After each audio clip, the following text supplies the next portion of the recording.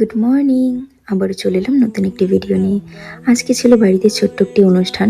কার্তিক মাস শেষের দিকে যে কীর্তনটা দেওয়া হয়, তো সেটাই আজকে দেওয়া হবে।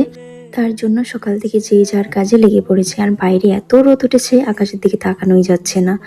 তো সকালে উঠেই আগে রান্নাঘরে গিয়ে জল খেয়ে নিয়েছিলাম। এরপর ভাইকে বললাম যে চা খাবি নাকি, তো বললো যে বানা। তো ওকে জিজ্ঞাসা করলাম লাল চা বানাই। তো এদিকে আমি বসিয়ে দিয়েছিলাম লাল চা, আর ও মাখছিল মুড়ি।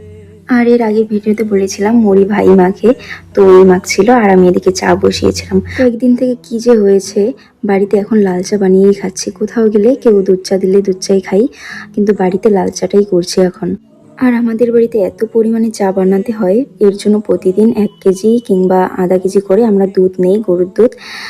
মানে সারাদিনে 3-4 বার, এর থেকেও বেশি কোনোদিন চা বানাতে হয়। মাঝে মাঝে এত বিরক্ত লাগে, তো ভাবি যে একটা চায়ের দোকান যদি দিতাম তাহলে আমার রোজ কত করে কামাই হতো।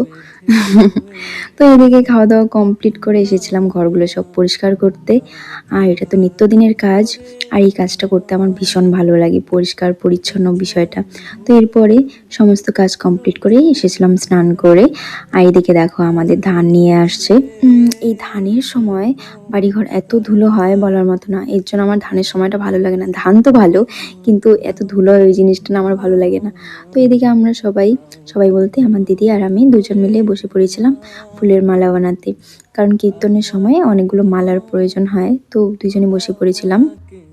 আমার কাছে ব্লগ জিনিসটা কেমন বলো তো, যদি দেখি যে কাজটা সহজ আর আমার কাছে টাইম আছে, তো তবে আমি ক্যামেরাটা সেট করে ওই কাজটা করি। কিন্তু খুব তাড়াহুড়োর যে কাজগুলো হয় ওগুলো আমি ক্যামেরাবন্দি করতে পারি না, আমি কাজটাই করি।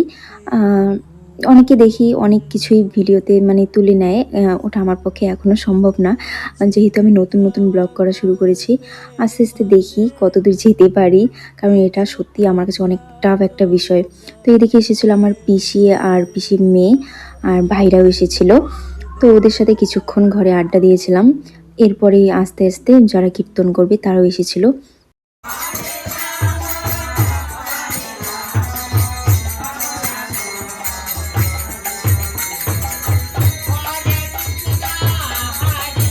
ওরা আসার পর গামছা মালা দিয়ে আমরা বরণ করে নিয়েছিলাম। এরপর কীর্তন শুরু হয়েছিল।